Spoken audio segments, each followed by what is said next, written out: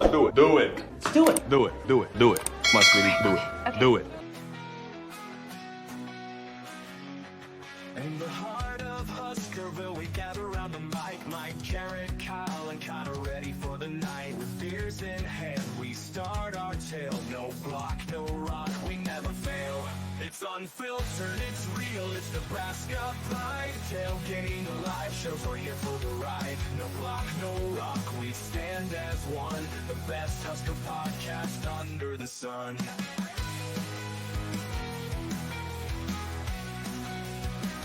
We laugh and we cheer, we speak our minds. From touchdown highs to game day grinds. We bleed red, we live this dream. No block, no rock, we'll always scream. Welcome to NBNR, the authority on unfiltered opinions and authentic player insight for Nebraska athletics. Connect with us on Twitter, Instagram, and at NBNRPodcast.com. We have the saying, no block, no rock. You know, we just really love Utter. He's a junkyard dog. Kenny Bell ran up to me. He's like, "You know what you just did?" Get mad when you gonna get in the portal and go to another podcast? You know, usually dumbbells are in pairs. They had 5 dumbbells. Dang on it, Muhammad! GBR.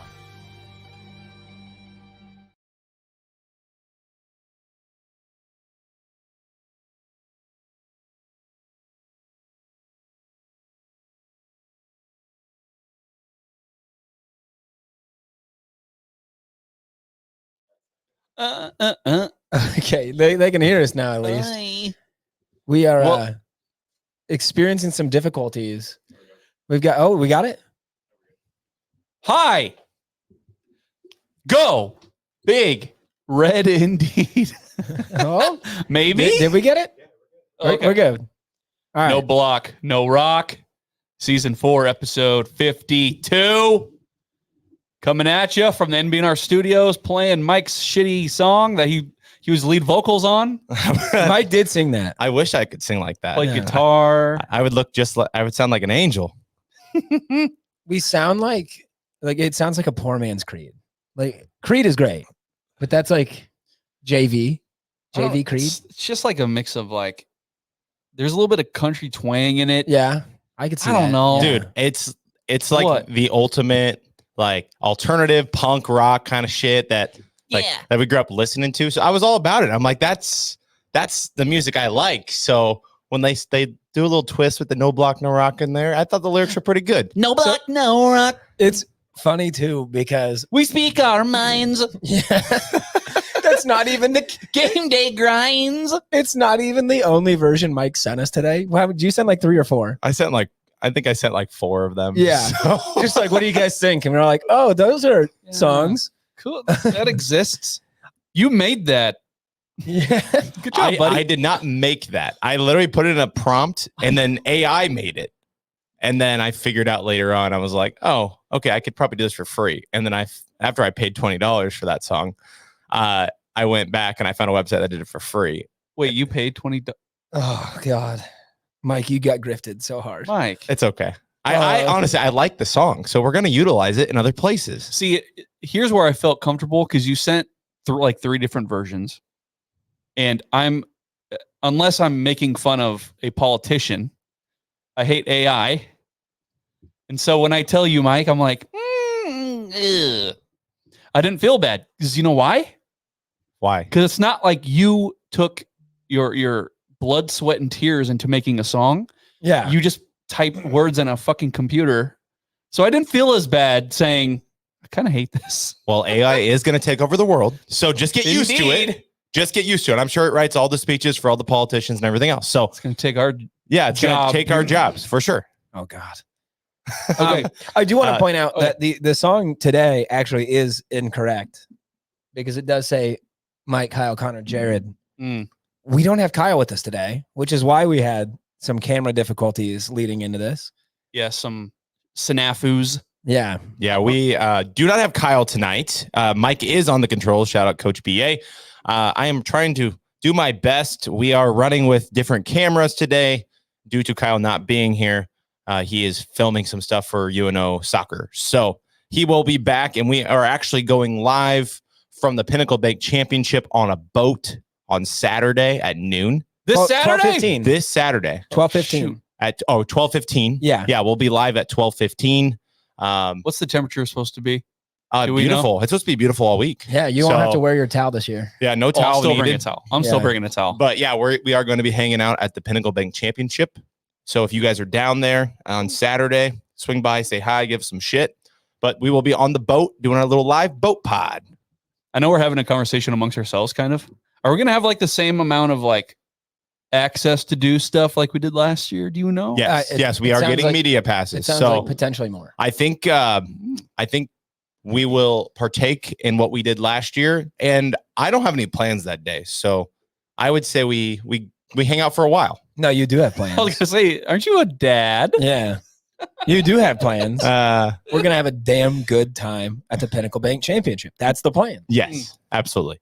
So, yeah, Pinnacle Bank Championship here in Elkhorn over at Indian Creek Golf Course. Make sure you guys go check that out. It's for the Corn Ferry Tour, and it's pretty fun. It's just a long day of watching golf and drinking. So check it out. And look, even if you don't like golf, I'm not a huge golf guy, but I'll still go. I'll still have fun. I would say it's a much more contained version. I think it's a localized version of the waste management.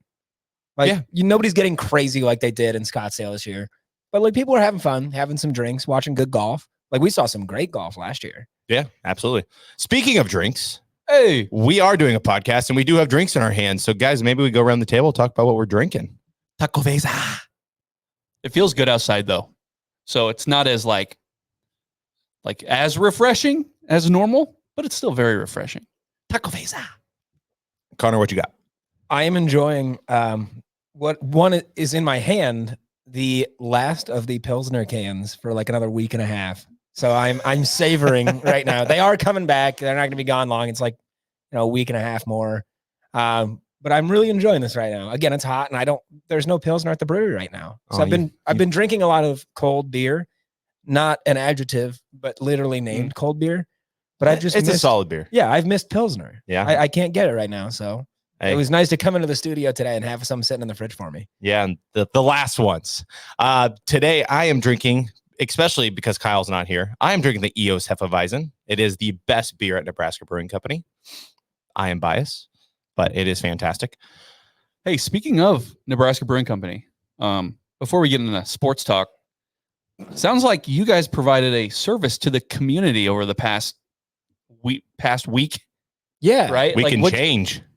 Yeah. Yeah. What have you guys been doing at NBC for the past week? We knew, like, we did something similar in April too, following the tornadoes. Like, the brewery doesn't survive without support from the community, right? So when we realized there were just shy of 250,000 people without power. Yeah. We were opening up the brewery every day, like 8 or 9 a.m. every single day, just for people to come in, use power, enjoy some AC. If they wanted a beer, we would, we were there to sell it to them. But we didn't it wasn't a sales thing. Right. It was just like everybody's having a really shitty week. So we wanted to be able to help out with that. And now as power is getting turned on, we actually announced today, anybody that works for OPPD, whatever your job is, if you work for OPPD or any of the companies that have helped get power back on around the area, come in every day for the rest of August. Your first beer is $1. All to-go beer is 20%. Like, those people have been working tirelessly. My sister actually works for OPPD, and she's been working like 16-hour days. Just absolutely nuts. They've been going nonstop. So we want to try to give back to those people too, because there's no power without those guys. So look at that. Hey, if you're out there, if you need a beer, whether you work for OPPD or you don't, how could you not stop into the tap room, 108th and Harrison in La Vista, Nebraska? Yeah. You know why? Because they're world class. And not even ever glass, but just world class as people. Yeah, we try to be. Yeah. Okay. I didn't even know about that OPPD thing. Yeah, we just announced it today, actually. It's beautiful. Yeah. Okay. Well, listen, like I said, go there on any day that is not Monday. So today, while you're listening to us, go there and watch us there or something. Go support local if you live here. Oh, also, I don't know, this might be a little early to jump into it. But not this coming Friday, actually, the following, August 16th, there's Husker trivia at the brewery. And I believe we're organizing some sort of beat the pod competition where you'll have a chance to come play Husker trivia against the NBNR guys. It'll be a great time. Again, no purchase necessary. You can come play for free. There'll be prizes given out. But that'll be 7 to 9 p.m. August 16th. Okay. What day is that? It's a Friday. Friday. Oh, yep. Okay. Again, that's another good thing to know. Okay, guys. So a few weeks ago, how many people we got watching right now? Like 36. All right.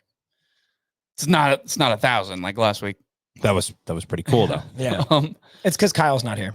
Yeah, that's got to be it.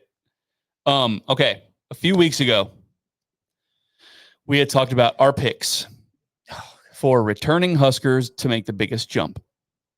And my pick was Teddy Prohaska. How's that playing out? My pick was Teddy Prohaska. And I even threw a little asterisk in there. I said, it's not necessarily that I think he will make the biggest jump. It's that I hope he will. And it's announced that on Monday that he's torn his ACL. Again. His other ACL. So he is out for the year. So my pick just went absolutely. I think it's fair to allow you right now, but like right now, to make another pick. Season hasn't started. I didn't even think about it. Yeah. Oh my God. I mean, you had like that secondary backup pick, but he's also hurt. And as someone who attended the open practice, I don't know if he's ever going to come back. Name names. You got to name names for the people out there. I don't remember. I'm just telling you right now, your other pick, if you remember. I forget. I don't remember. You said you guys forgot Tristan Albano. Oh. Do you remember this? Do you remember this? My other backup pick. Yeah. Do you remember this? I remember this. I remember this now. Your backup pick was Tristan Albano, and I attended the 1890 open practice. How was that? How did Tristan do? He wasn't there, but we had two kickers there, and they both did really well. Ottomanelli and Hole. Ottomanelli is just such a fun name to say. Automatic. Yeah. Oh, dude, that's got to be it, right? Yeah. I think so. Automatic. I would hate to put that kind of expectation on it. There's a lot of pressure. Yeah, dude, first of all, with Prohaska being hurt, it looks like Turner Corcoran is going to move over there. Yeah. Again. So I just want to ask you, with this injury happening, does it like utterly dramatically change what you were thinking about the O-line coming into the year? Does it not really change your expectations at all? What do you think? I don't think it necessarily changes my expectations because, again, with Teddy, I feel bad for the guy. He just can't stay healthy. Seriously. So like I already had a question mark there on, can he stay healthy? If he does stay healthy, what are we going to see out of him? Turner still has that question mark for me. I think it might have been in our group chat where we were talking about we were hoping for a bounce back year like Benhart and what he did last season. I think that would be fantastic, and that would really put me at ease. I don't know that it's reasonable to say that that's going to happen right now. So I don't think it changed much for me. It's just a different question mark. I wouldn't say it changed much for me either. It's just another thing. Just add more things to our offseason, like why? Of course, because of course that happens to Nebraska. And I get it. It's football. Yeah. But it was a non-contact injury. So of course you hear that and it's like, oh boy, the worst possible thing in the world is a non-contact football injury. Did you guys see that account that was like tweeting and they were like, this is what I told you about Nebraska lifting like that injuries like that are going to happen. And it's ridiculous.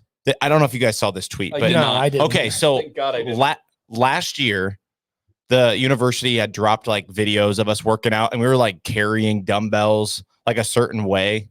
And I guess this guy like made a stink about it. Like, hey, this is not proper etiquette way of lifting. Like these players are going to get hurt.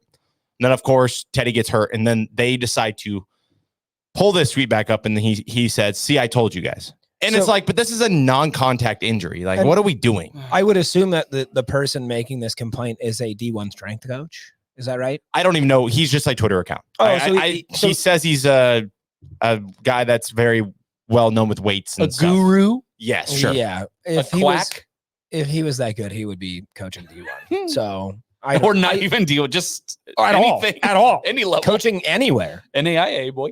Yeah, I don't know. I don't lend a lot of weight to that.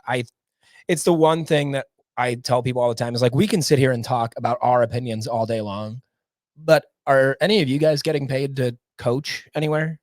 Not yet. No, I'm not. No, like I definitely not always yet. defer to the people that get paid a lot of money to do these things because they clearly are better than us. Yeah, and like there's been like a rash of knee injuries that have been happening lately.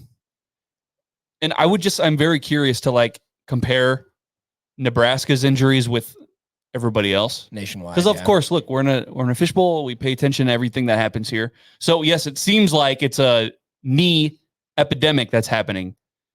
But I would just like to compare it with what are Wisconsin's injuries looking like, and just comparable like that. But it's the same guy. Like that's the thing. Right. So you look at a guy like Thomas Odoni. He similar situation. The guy, his body is just ahead of where his knees are at, I guess we'll say. We need to stop recruiting 7-foot giraffes. Well, I mean, Teddy is like 6'10", right? Yeah. Right. And he's had the knee issues coming into Nebraska, and this is now his fourth major surgery since he got here. And he's only technically like a redshirt sophomore or something. So like that's insane.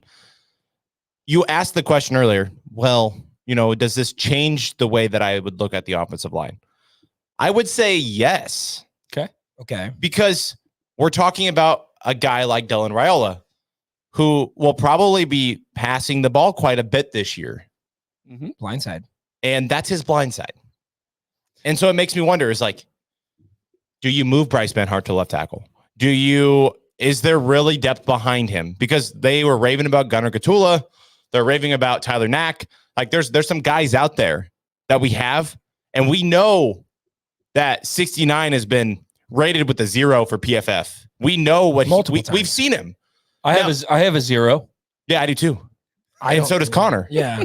So like I don't want to shit on the guy. The guy has a lot of reps, a lot of experience, and I hope that maybe he takes the turn that Benhart did last year and takes that next step forward. But in the open practice I attended last week, he tweaked his ankle.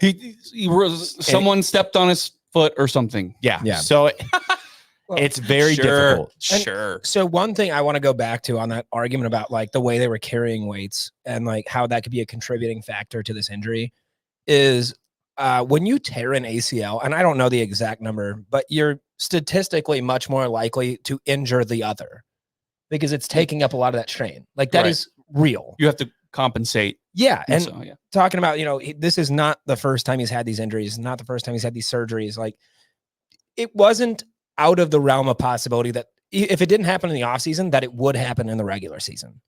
And it's a long season. As long as it didn't happen in the playoffs. Let's worry about that. In the playoffs. Yeah. Coach BA had a good question in here. He said, any shot that Grant Bricks gets any sort of time? No, and I hope he doesn't. I hope he doesn't, because if you look at a guy like Turner Corcoran, maybe that's why Turner didn't turn out the way that he probably thought he could have. I mean, that guy was highly touted, recruited by Oklahoma really hard, out of Lawrence, Kansas, came to Nebraska.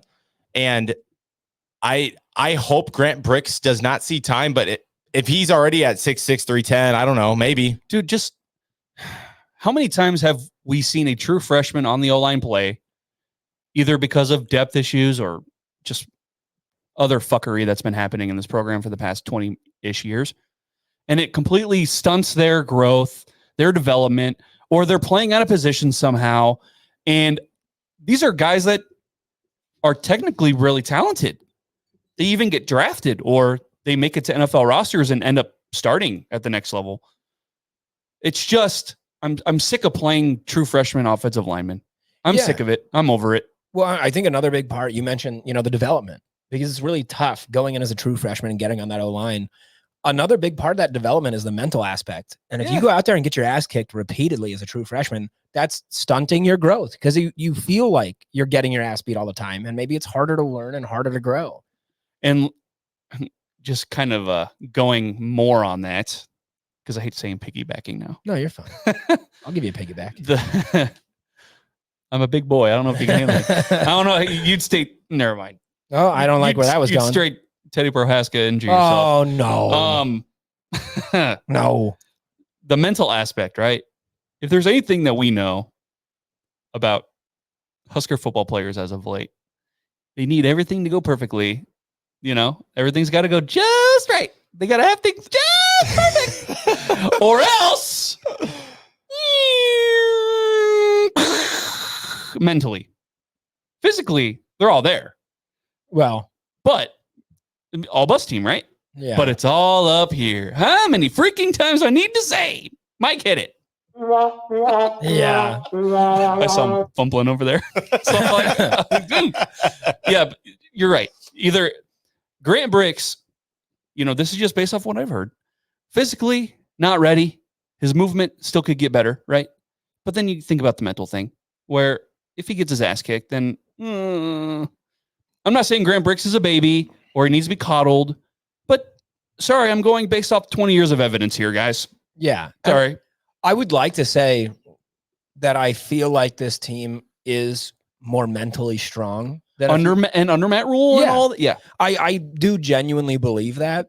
But to say they have more mental strength right now was not a high bar to clear. And after all, you see how that season ended last year. Yeah. I mean, it brings back things. But yeah, and like, I mean, Coach BA threw out something here too. Like, if he is the best guy, which I would find that really hard to believe, given that we're going to give Donnie the benefit of the doubt that he's doing his job and that the guys have been in the program longer than Grant are probably in a better position to play over Grant Bricks.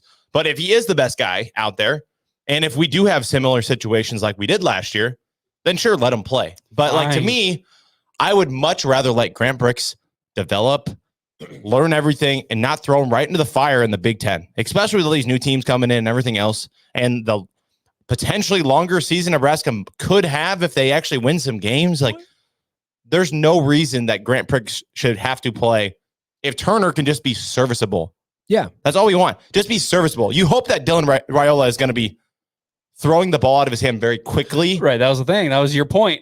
I hope DR gets rid of the ball very quickly. You know, we have Glenn Thomas now, and Dylan Raiola should be different in the fact that he can get the ball out quicker to his weapons and let them do stuff. So you're not going to hopefully need a Turner Corcoran or a Tyler Knack, or I'm just going to say Jacob Hood, even though Jacob Hood is not going to play. Grant Bricks. Who am I missing in that? Who's the O-lineman? Dang it. It doesn't matter. Just get rid of the ball quick. Well, yeah, and it goes back But to I don't know. It goes back to what Coach BA and what Mike just said. If Grant Bricks is the best guy and Donnie looks at it and is like, yes, he is the best guy. I was just saying, I will defer to the guys that have expertise in this, know what they're looking at, and know what needs to be done. If they do determine Grant Bricks is the right guy, great. I don't know that he is right now. Yeah, I don't think Coach BA is actually saying that he's the best guy. I think he's just saying like hypothetically, if he does play. Yeah, hypothetically, like if he beats out a couple guys, and like he could be the guy. Like that Tyler Knack guy. I mean, he transferred from Utah, so I mean he's been coached in college football, a year or two. And hey, Kyle Whittingham wanted him. Yeah, so you would think there's something there, right? Yeah, I mean, I think he's pretty good at evaluating talent. So that's a guy that, honestly, in my opinion, I think Turner Corcoran has a very short leash. Just given the history and given what we've seen on the field, even under Matt Rule last year, like it didn't get much better. And they've said they think he's a natural guard, even though he's 6'9". They think that he has the feet of a guard, not a tackle. And now he's going to get thrown back in the fire again as a tackle. Yep. So we'll see. Yeah, and the guy I forgot was Gunnar Gatula, who I think is also injured and will be out for the next 2-ish weeks. So just something to think about, guys. Kyle's in the chat. Hi, Kyle. How's the UNO soccer? Soccer, yeah. Good boy. Men's and women's. He said, keep your dirty fingers off my buttons. He's getting it all greasy with the Little Caesars grease. Yeah, no, we're cheese good. bread. There's a piece of pizza sitting on the mixer right now. Though I will say there is an issue with the Nikon camera times out after so many minutes, and I have to run over there and hit the button. So That's something that we'll maybe try to figure out in the. Mike's trying to have Kyle troubleshoot it remotely during an episode. No, he doesn't know anything about Nikon, so let him be. Let him be. Hey. He said, "I'll kill you." He said. So, hey, another name though. Name that I've heard. Okay. For the O line, is you heard about Ben Scott, how he played that position at Arizona State. He could move over there. That would be interesting. Because, I mean, if Ben Scott can play left tackle, I would be totally fine if Evans Jenkins, who I've heard almost beat Ben Scott out for the center job last year. So you move Evans Jenkins to center and you move Ben Scott out to the left side of the line. That makes me a little bit more comfortable. Like slightly more. I don't know how well he played at tackle. I know, I don't either. But like, I'd have to look into it. If you play better at tackle than Turner a 0.0. Yeah. Give me a 0.1. And like, I mean, that's not like what I exactly want, but if you can give me at least that. And here we are, we're kind of dooming. We're on our doom pill right now. We're doom pilled on the O-line, even though we have for the past, couple months praising the O-line. I even said that, hey, is it possible that the two lines on this team could be the strengths? And even when I asked Brunts that, his main point was, well, you could say experienced. That's fair. But that doesn't necessarily equate to skill, which is where the Turner Corcoran thing comes up, right? Experiences, woo! My arm, the camera can't even catch. Experience is here. The skill, not as high. Can I go weirdly optimistic on Turner? Could he be the 2024 Bryce Benhart? I hope he is the 2024 Bryce Benhart. That's not even where I'm going. It clicked in my head as you're talking about it is like one of the most experienced units, if not the most, on the team. Turner's had that, and Turner has faced adversity, and he's still here. Still here. The coaching staff has him still here for a reason. So whether it's because he's improving or veteran leadership or anything like that, that makes me, I wouldn't say warm and fuzzy, but it does make me a little more optimistic than I was about 2 minutes ago. 2 minutes ago? Yeah. No. I'm glad we changed your thought process in 2 minutes. Yeah, it was pretty quick. I was like, well, he does have a lot of experience, and there's a reason he's here and a reason that he's, I think, presumably the number one option. Flip-flopper. Yeah. Flip-flop. Big sandal guy. Loves flip-flops. Call him a thong. More of a Birkenstocks guy. You ask him a question, he'll answer it, and then he'll change the answer in 2 minutes. You can't pin this guy down. So we talked about Turner being the guy that's going to protect QB1's blind side. Seems that way. And one of the things I put in the title today is Dylan Raiola QB1. Okay. Now, Mike, I know this is the thing that you've asked people. You asked Ethan Piper this, and I gave you shit because it is not a question. Okay, but I think it's because of Matt Rule just giving coach speak. I think that is the worst kept secret in the country. In the country? In the country. Dylan Raiola took every one rep, the entire practice in front of 3,500 people, which was really sad. There was only 3,500 people there. So all of you people watching, shame on you for not attending. $25 is too much. Relax. $25. You can't freaking go to get like a meal at the freaking restaurant for $25. Fast food's almost $25 these days. So, well, people had to get their McDonald's that night. Yeah. Leave them be.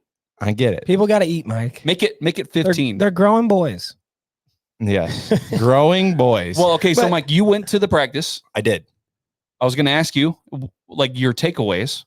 That was obviously probably your number one takeaway was number one. There he is. One. That's our guy right there. Clearly. My number one takeaway is Dylan Raiola is, once again, I saw it in the spring game. He's in a different league than all the other quarterbacks. He is. Everything he does, he makes everything look so much easier. Natural. And I'm not saying that Harburg looked bad. I'm not saying Denny Kalen looked bad, even threw 2 picks. I think Harburg threw a pick too. But like, this is a practice. It wasn't a scrimmage. Like they ran different things. They were throwing to different guys. the guy that looked the most fluid and who was treated like quarterback one was Dylan Raiola by far. Weird question regarding DR. Yeah. Were there still 2 15s out on that field? Hmm. Did we get an answer to our question of who's going to wear 15? No, the funny part is they asked him in the press conference and he's like, I don't know. We'll figure it out. And then he went into it. Okay, everybody assumes that Dylan Raiola wears 15 because of Patrick Mahomes. Sure. It's not because of Pat. And it wasn't because of Patrick Mahomes. He said that he liked 15 because of Tim Tebow, because he's a man of faith and all this stuff. And then he said, I actually wore number 1 for a long time, and I was going to wear number 1 when I went to Buford, but that number was already taken. We were going to work out a deal. Couldn't do it. 15 was open, and I went back to 15. So we put a poll out there, and it had so many votes on it. I could probably go pull it up and see how many votes it ended up with, but it was a lot. There's a couple thousand people voted on it. And everybody was like, Dylan Raiola is going to wear 15. After watching the practice, Dylan Raiola will not be wearing 15. You think he's single digit? I think Dylan Raiola will wear number 1. And he will be a true freshman wearing a single digit. And look, I think if he gets a single digit, I know which one I would want him to take. 6. Because every time he touches that ball, I want 6. I want to wear 99. So we can throw just 99-yard bombs. You talk about like the play on the field. Obviously, listen. When you watch Dylan Raiola play, it's he can make checkdowns, right? He can look through more than just one option on the field. Whereas with Harburg, despite the fact that we have Glenn Thomas, I think it's safe to say with him, it's if the first read's not there. Oh, see ya. That's what he did in practice. Head down, and I'm just kush. But not just that, not just the play on the field, right? It's the fact that he's like leading the team onto the field. He's like the first guy out there. You know, he's taking dudes out to steak dinners and all that. So it's his conduct overall, not just the play on the field. Come on, guys. We've known this for a long time. Ever since he committed. Do you think that a true QB1? Do you think a true freshman? I know this tradition of Matt Rule it's new. It's not a Nebraska tradition. This is a Matt Rule thing. It's not the black shirts. It's not the pipeline. This is a Matt Rule tradition, the single digit thing. Do you think a true freshman should even be in the conversation to get a single digit?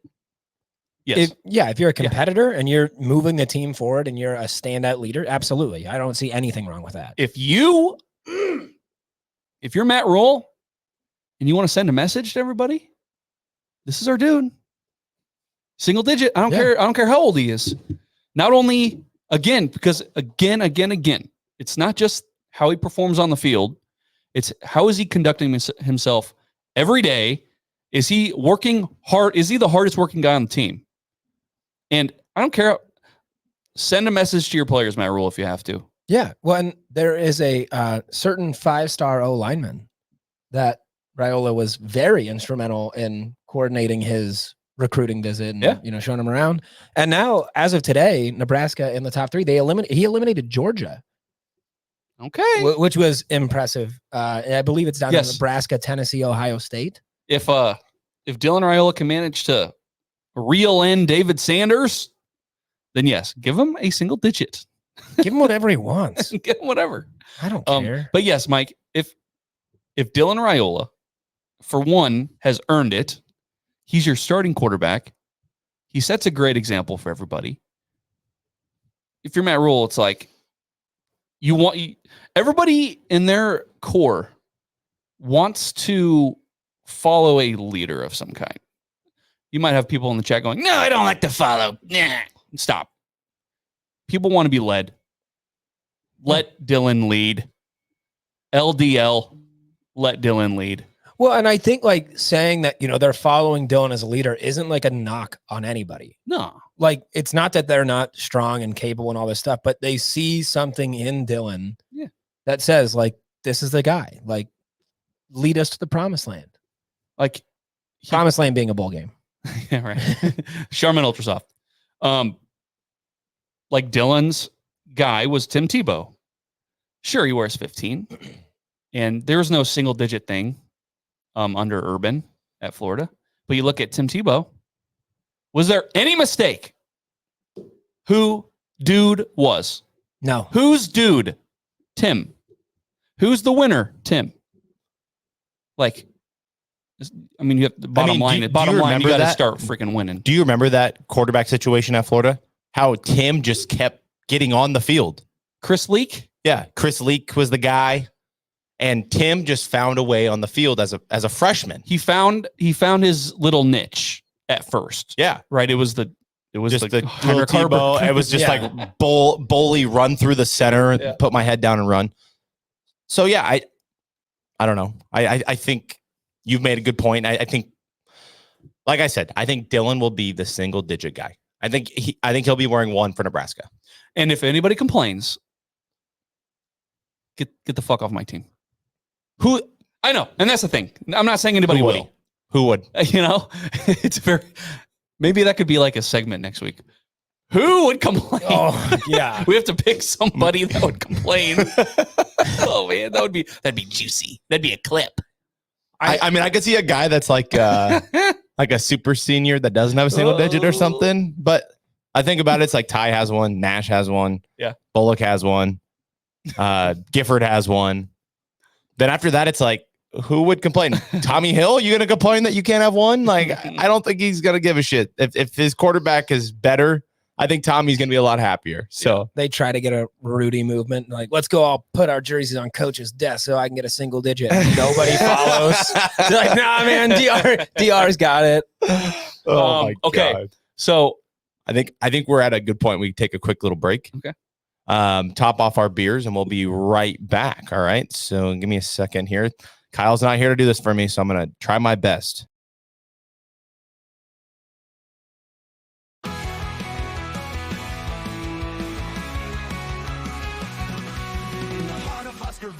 We gather around the mic, Mike, Jared, Kyle, and Connor ready for the night.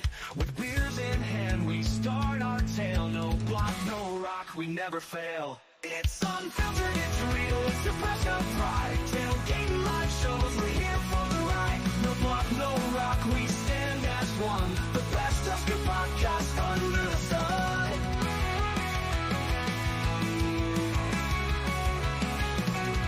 We laugh and we cheer, we speak our minds. From touchdown highs to game day grinds. We bleed red, we live this dream. No block, no rock, we'll always scream. It's unfiltered, it's real, it's the fresh of pride. Tailgating live shows, we're here for the ride. No block, no rock, we stand as one. The best Husker podcast under the sun.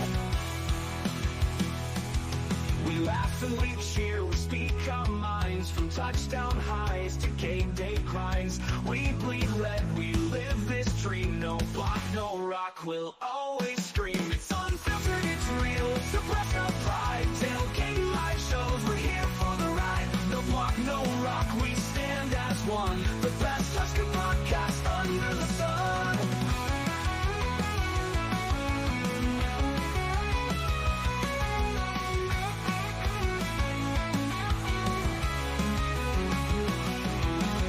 Raise your glass, let's make a toast to Husker Nation, the team we love most. Opinions flying, voices strong in this podcast.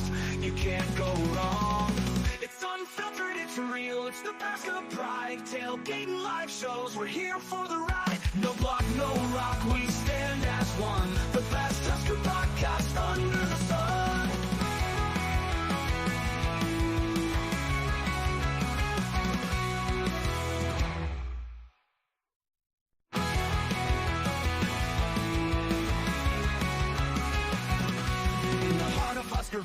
We gather around the mic, Mike, Jared, Kyle, and Connor ready for the night. With beers in hand, we start our tale. No block, no rock, we never fail. It's unfiltered, it's real, it's the fresh of pride. Tailgating live shows, we're here for the ride. No block, no rock, we stand as one. The best Husker podcast under the sun.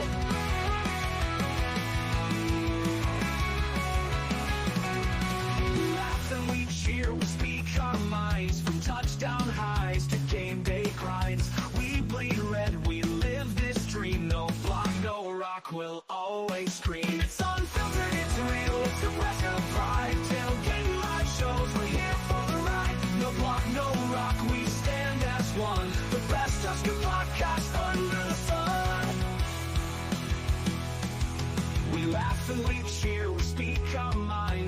touchdown highs to game day grinds. We bleed red, we live this dream. No block, no rock, we'll always scream. It's unfiltered, it's real, it's Nebraska pride. Tailgate live shows, we're here for the ride. No block, no rock, we stand as one. The best Husker podcast under the sun.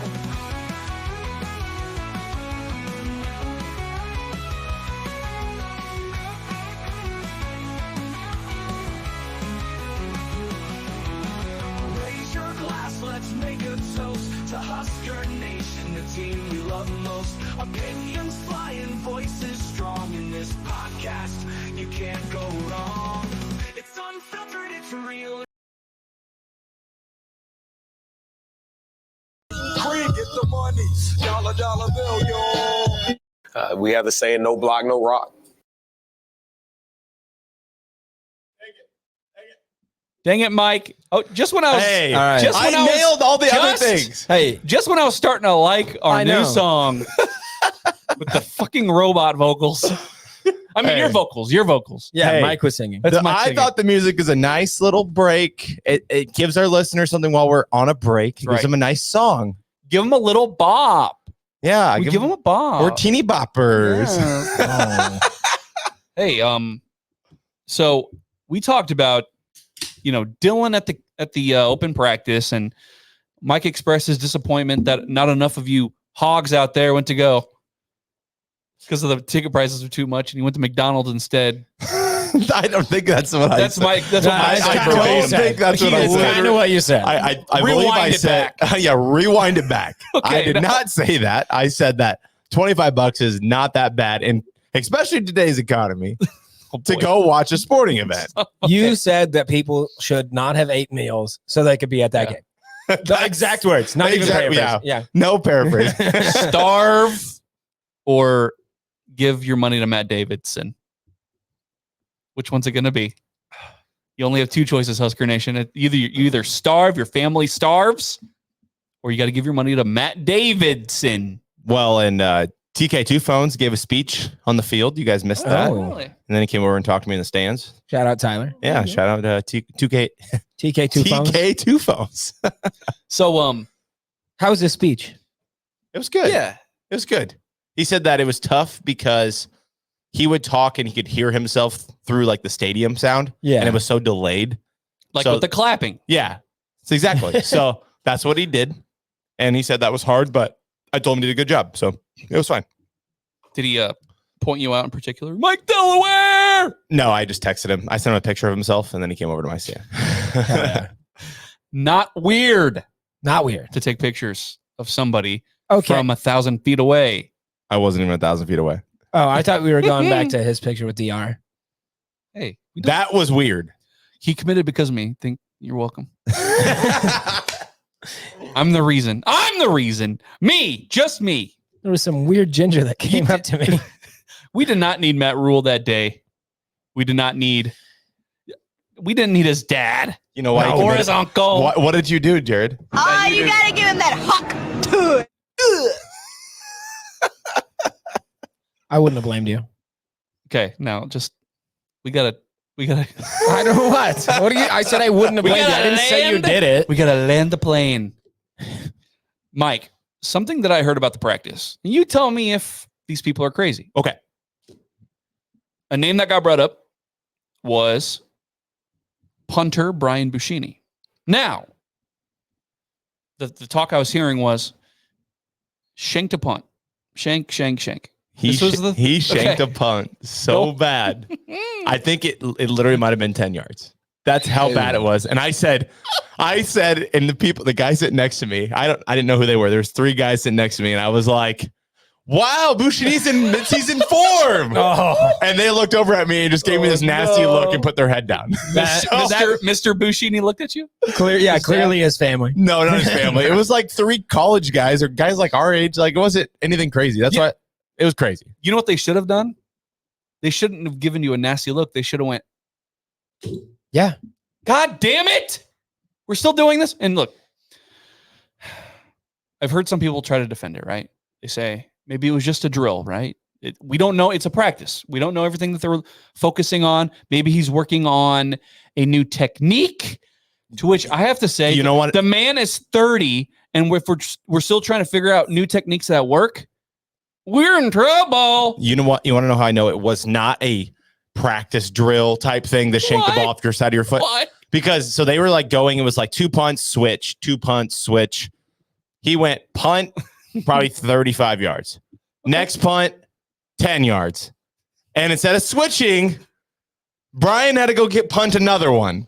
So did Coach Foley make him punt another one? Like I don't know. I didn't get to hear that part, but and look, people, here's what you have to understand, right? If a punt goes 35 yards, now on paper, that's not great. But situation by situation, and it's all in context. It's great if you're on the 36. Yeah. Sometimes a 35-yard punt is exactly what you need. But I think in this case, that just probably wasn't the case, right? When they were punting from the 30-yard line, I think 30, their own 30? Their own 30 or 40. Let's go. Yeah, I think the goal was to get the ball past midfield. You boot that bitch is what the freaking thing was, and that did not happen. Yeah, I think the argument is like maybe they're trying something new, trying to find a new technique. Brother, I want you to figure out the basics. Like, yeah, why are we experimenting? Yeah, let's just get anything. Get me anything around like 45 to 50, and I'm fine. Put foot on ball. Yeah, that's where we're at. Make ball go flying. I want the ball to go in front of me. Yeah, like that's a good first step. And like 10 yards. Listen, at least it went in front of you. Well, I've seen a punt go the opposite way before. Yeah, we don't need to name names. I've seen a punt go behind the punter before. That was incredible. I mean, I will say this. We said that Tristan Alvano probably has a short leash, especially seeing the kicking that was happening at that practice. Both those kickers look competent. Okay. They were making what we would say gimmies. Yeah, but you know how it goes. I get it, but I would say both the kickers look competent. It wasn't just barely getting over, like they were down the middle.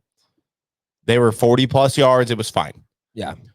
With Buschini, I would say that if he has the shanks again, I would say that Mr. Buschini is going to lose his job to a true freshman as well, because we've got a Husker legacy guy that's waiting right behind him that was punting the ball the same, but maybe less in the stands.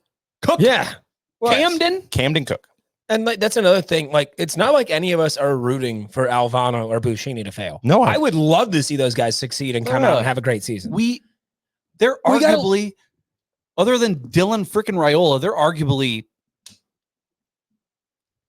Come on. What are we chasing?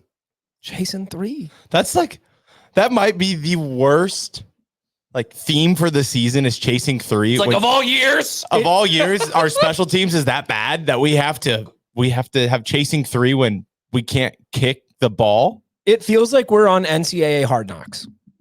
Like it really does. Because it's like, yeah, these guys can't hit shit for field goals. Like, good luck. It's hurtful. Coach B, I did correct me. He said they were perfect from 48 yards. Like that's where they were kicking field goals from, and they were down the middle. They had plenty of room, dude. I'm telling you. And these are true freshmen. One was a transfer from Iowa Western. Okay. Yeah. And then the other one is a true freshman, and both of those guys looked more competent than the kicking situation we had last year. Can I perfect from 48? And you guys might disagree with me here. I don't know that I can reasonably ask for much more. Like, if why would you? Yeah, like if we're trying to hit like 52 to 55, those are kicks that when they go up, you're holding your breath, hoping, but like you're never like, yeah, we should hit this. And like, that's a hard kick. If you have a good offense, you don't have to worry beyond about that. You're probably just gonna go for it, right? Yeah. So like, dude, if we can hit 48 yarders, brother, I'm happy. That would 48 and in, I'm in. Yeah, and that's so nice. And that would be especially helpful if you do have a less competent quarterback that might not get you closer. Hey, hit this 48-yarder. Here's what I want. I want a kicker that can make a 32-yarder in a stadium full of 70,000 plus people. Because that's what's going to happen. You're going to be, is that, so no video? Just for a second. Okay. So who's it on? 32-yarder in front of 70,000 people. Because I've said this probably 5 times. Kicking a 32-yarder in front of 70,000 people is much harder than kicking a 63-yarder. For reasons that are obvious by now. Because when it's a 32, you're expected to make it. If you can't make a 32-yard field goal, why are you on the roster? I'd agree. Yeah. I don't know. And so the 48 yarders in front of 4,000 people. Cool, dude. I mean, that's we got to start somewhere.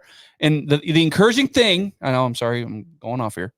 The encouraging thing is they have brought other people into the fold. At least for the kicker position. You got Ottamanelli and Hull. Like, thank God, dude. Because Alvano is injured. Yeah. Like, he's not kicking right now. Can you imagine if they didn't bring anybody in? That would have been so bad. What? But I know a coach that probably would have done that. No, I do. So, a question.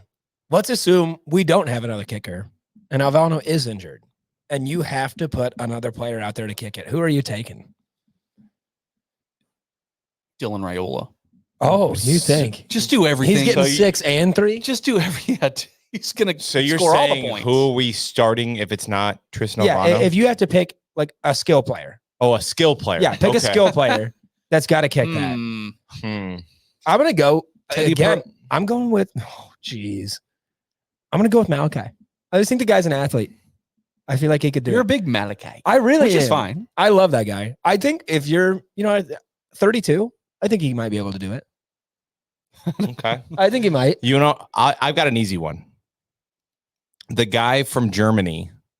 Hufkin. Okay. I feel like Hufkin is probably a guy that could kick footballs. He probably played some soccer growing up. Yeah, guaranteed. He's a European, Yeah.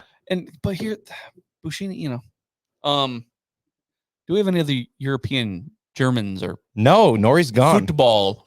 Not football, football. I don't think so.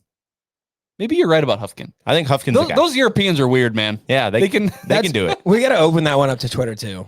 Like if you Yeah. had to pick a skill player to kick, who would it be? Yeah. And Dominican Sue ain't coming through that door, boys. Hey, speaking of that, right? Another name that's been popping up on the Husker, I'll say Twitter sphere and message boards is Keona, formerly Wilhite, now known as Keona Davis. He's a guy that committed a little bit later. He was committed to Washington until Kellen DeBoer left, and then he committed to Nebraska. So, hey, already a nice little check mark there. Check. Yeah. If Kellen DeBoer wants you. Kellen DeBoer, great coach. Check. Okay, but adding to that, you had Terrence Knighton come out and say a little something about him, which of course gets everybody's pants a little tighter. What did he say? If you know what I mean. Tell the listeners. What did he say? I'm going to look at my little quote here because I don't want to be wrong. Hopefully I put it in. Oh, he looks. How about this? Yeah. He's going to look like Ndamukong Suh when he leaves here. Oh, That is it's a bold move, Cotton. It is bold. I mean, you're comparing. I think we touched on this last episode that ESPN named him the #1 college football player of this century so far. That's right. That's a big comparison, and one that I would not take lightly.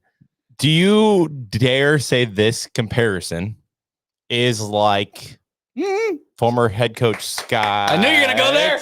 I know you're going. Yeah. Hell yeah. Are you saying that comparison is similar to Mr. Cam Jurgens from former head coach Scott? Sorry. It was a long one. I know. Your finger gets stuck on there? I It's all that grease on Kyle's buttons. I haven't worked the buttons in a while, so I really wanted to get into that. He didn't even finish Scott, though. I know. He went, Scott! Because everybody knew. You could say that guy, Keona Are Davis. you talking about Big Ten has to adjust for us? Is that where you're going? yeah, that guy. Yeah, that guy. No, is that the comparison you're drawing it to, or No, I'm drawing it to. He compared him to Dave Remington. Oh, he compared Cam Jurgens, a new player, new position, to Dave Remington, like maybe the best center ever. Yeah. Right. And then he was actually pretty dead on. Cam He's Jurgens- replacing a Hall of Fame center in the NFL. Cam Jurgens actually a dog.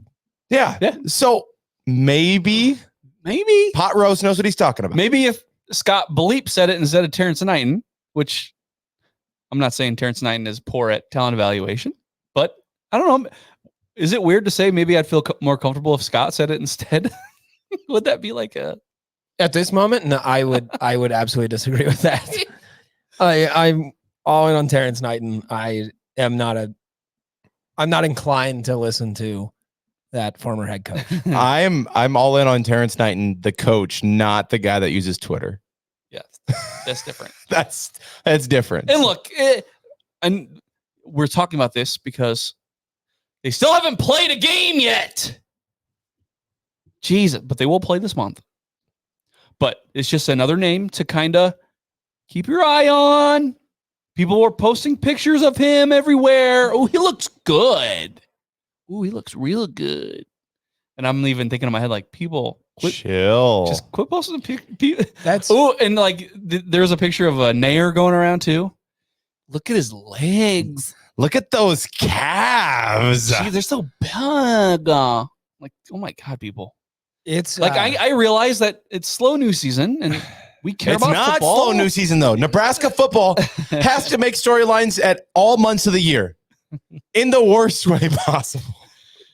Just these, like I said, May through just until August is just painful. Yeah. So you have people posting basically porn pictures of Husker players going, oh yeah.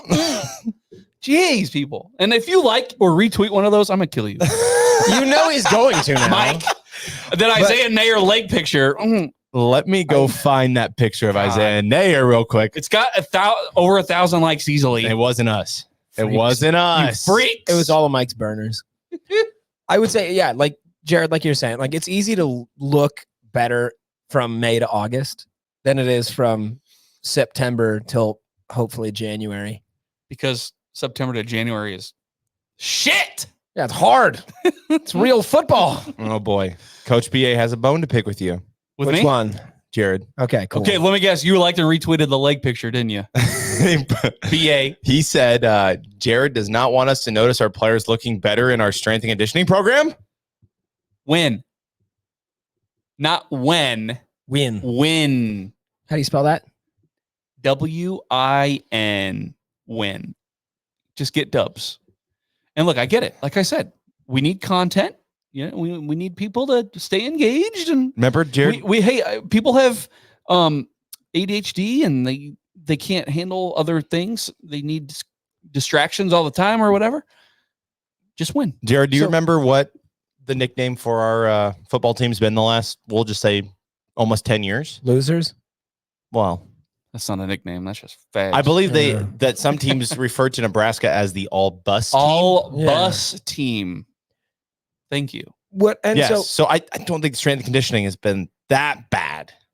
Another part of it, and I know, like, obviously, I'm referencing somebody who is not a Husker, is not a Husker. Look at Tank Dell. He's like, what, 4'6", 95 pounds? That guy's a killer. Like, I don't really care. Like, I understand strength and conditioning, absurdly important, obviously, but the looks are not really the biggest factor. It's what are you going to do on that field? Just like you said, what do we got to do? Win? Win. Hey, Tank Dell does not look like an NFL player, but he's incredible. Show me a player that makes a mistake and then comes back more improved and doesn't just descend. Turner Corcoran? Well, look, if you want to name names, maybe. I'm just saying, just show me a player that, because I think Isaiah Nair, he'll probably drop a ball. What are you going to do after that? Are you going to spiral like every other Husker has done? And you look good, right? There's been a lot of Huskers that look good. Yeah. Omar Manning. Do you remember how Omar looked? Yeah. I mean, God forbid How Isaiah many- Nair has a bad season. What are you going to do? But did you see his calves? Did you see Omar Manning's biceps? BA. I know you liked and retweeted that. And I know you saved it on your phone too. You probably still have it, BA. It's Jared's background. Don't let him fool you. Saying some veiny ass biceps. But what else do you need me to say? Yeah. And if I say more, I'll just not be very nice. I see Coach BA's point about seeing progress in the weightlifting program. Yeah. That's great. I love that, but that doesn't necessarily translate to on-field results. I would rather have my players look like Connor. Thank you. And you can stop right there. And have the mental and testicular fortitude to overcome tough times, rather than look like Corey Campbell, who looks very good, but have the mental midgetness that we've seen. Do you know what I learned?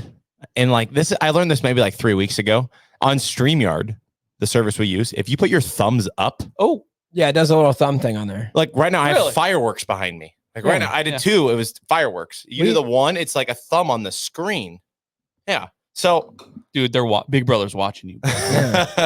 Big government. I know. yeah, that's kind of weird. Big tech. I was watching the Hurrdat Morning Show with Ravi Lula, and they found that out on air, and I swear they spent 3 minutes just everyone doing thumbs up into the cameras. It was pretty fun. Hey, you got to fill. No, you got to do 3 two hours. thumbs up. Hey, if you give me your left thumb and give me your right thumb, and let's see if it does fireworks. No, Hold on. I don't think it's Doesn't like it. No. Doesn't like it. Oh, give us a thumbs up once you put yours down. Well, Maybe okay. just we tried. one. Okay. We talked about the open practice. Dylan Raiola, offensive line injury. Can we go back to open practice really quick? Please.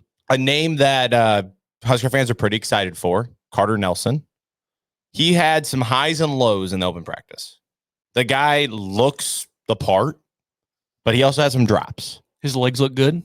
I didn't look at his legs because You're not a real Husker fan. Yeah, I don't know. When I go to a practice, and I know that apparently there's only 3,500 Husker fans because that's all who came to the Shut up. practice. But I had to eat dinner, Mike. yeah, I know you just had to eat dinner. I will say that he looked really good. He was talking a little trash. He's got a little extra swagger to him. Who's he talking trash to? I'm curious. I believe it was Mr. Boodle. Okay. Oh, So, All right. yeah, but I think he's starting to look the part. I'll be interested to see how they use him. But Dylan had some good chemistry with him early on. So that's one takeaway I would say. I'm curious to know how much he plays this year. Just being a true freshman and all. But you can't deny, you got to get his legs out there, dude. I need to look at something. Oh, on social media, huh? When I'm watching a game or I'm at the stadium, that's where my eyes go. Legs. So I was taking it away from that. Yeah. I mean, me too. Yeah. Mike, what is one thing that you observed that you weren't quite expecting? Like, was there anything that really stuck out as oh, well, that's not exactly what I was expecting to see? Like a player or format or like.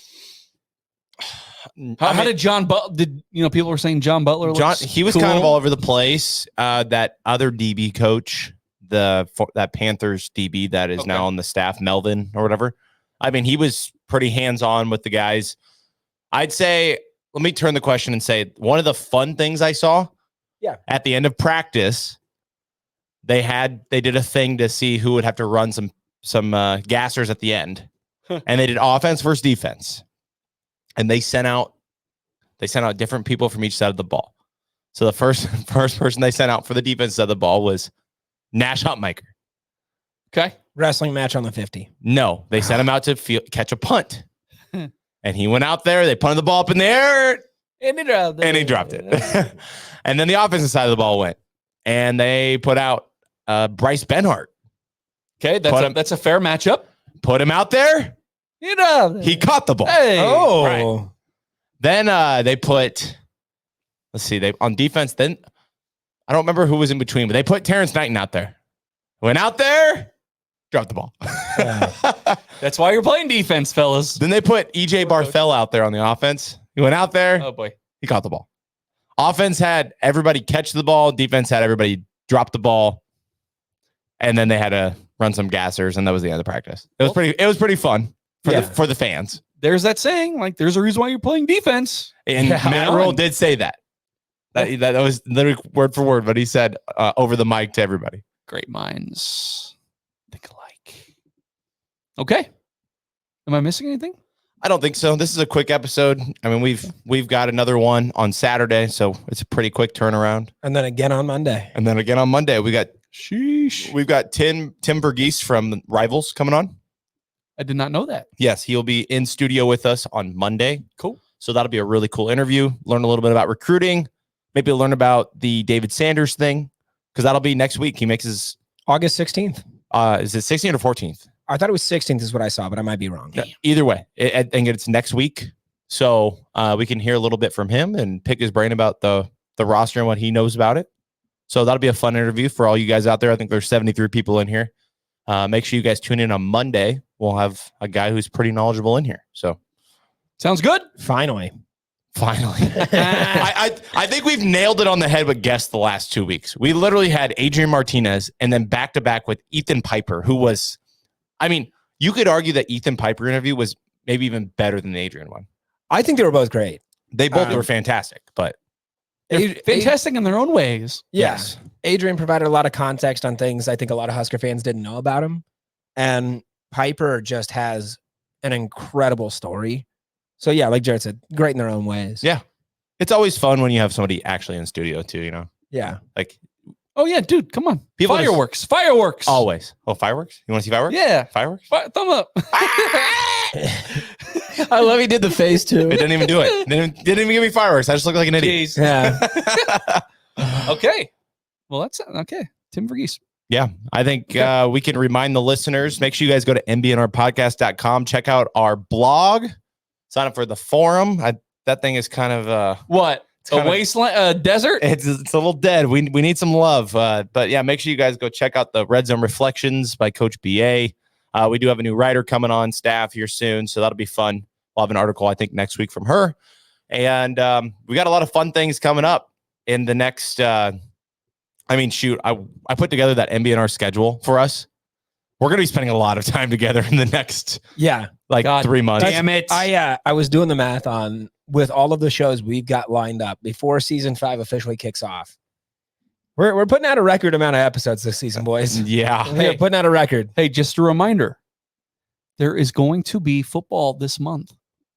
Oh yeah, and there's still like 13 more shows before we get there. You know what's there's an absurd amount of shows. Oh my god.